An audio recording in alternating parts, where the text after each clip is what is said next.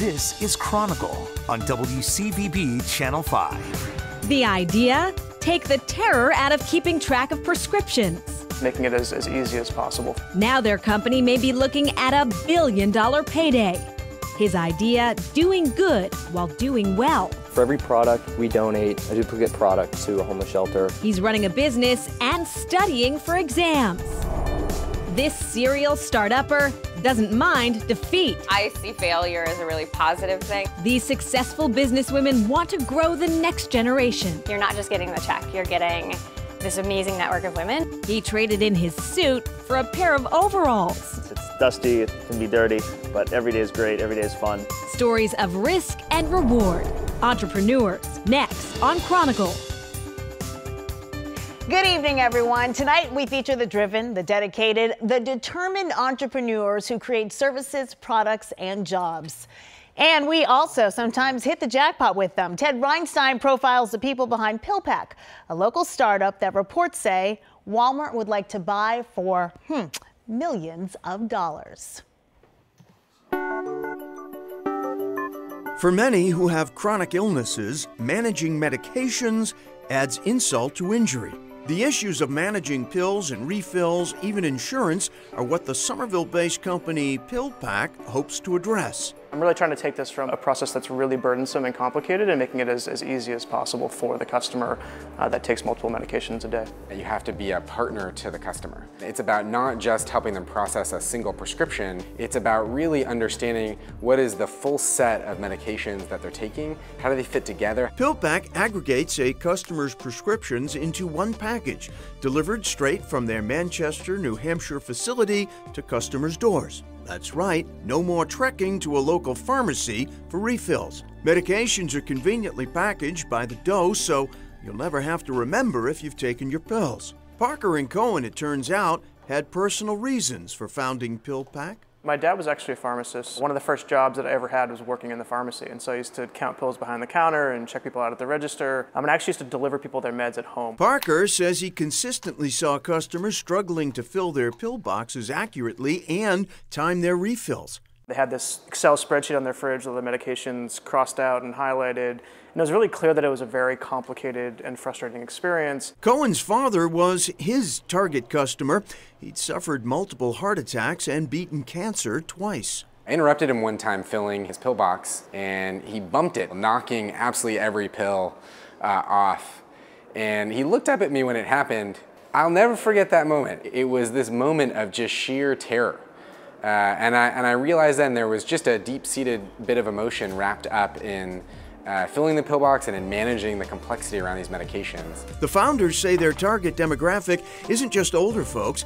Anyone who takes regular medication is a potential customer. That's one reason why Parker & Cohen have raised funding of well over $100 million from a variety of investors who are unconcerned about the founders' relative youth. We've faced everything from having to raise funding to hiring our first employees to scaling a business. Youth in some ways is an advantage. You can't even pretend that you know what you're talking about because you definitely don't. So you get really good at getting advice from people. PillPack is setting its sights on fixing the broken pharmacy experience, but that's not all. We're continually trying to make this an easier and easier process for the customer and ultimately trying to help them be healthier.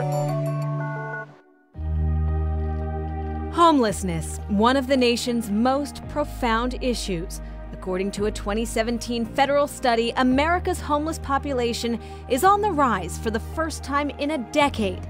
Just over 500,000 people nationwide unable to put a roof over their heads. In Massachusetts, the number of homeless families has more than doubled in 9 years, an increase that's among the highest in the nation. One college student is trying to soften the blow of homelessness by way of a business with a social mission. After a certain time of the night, shelters close their doors.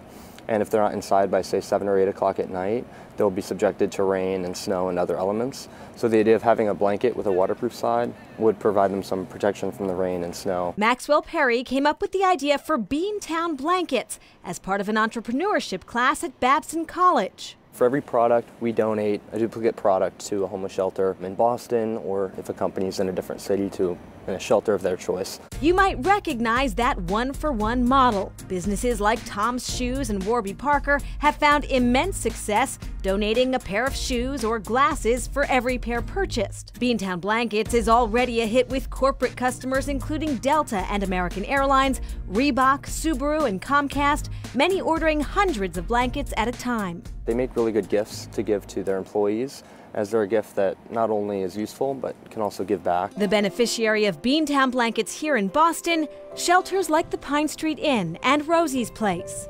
Michael Andrick is director of outreach at the Pine Street Inn, which has received 1,000 blankets in just 1 year. It's just been an incredible partnership and we're very grateful. We use the blankets with our outreach teams in our vans, and the blankets are given out to persons who are sleeping on the streets. Andrick says it might look simple, but on a brutal winter night, a gift of a blanket can save a life or deepen a relationship. They act as a vehicle for us to continue to build trust with folks who are sleeping outside and build some rapport with them, so they'll think about some different choices as far as coming inside. After he graduates, Maxwell plans to grow Beantown Blankets nationwide. We are working to now expand into New York, Atlanta, and LA, and reach shelters across the U.S. is kind of our goal for this year.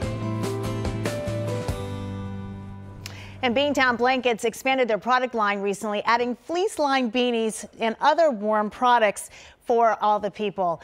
When we come back, more Chronicle ahead. And it was all about failing forward, failing fast. The local woman making Moroccan magic.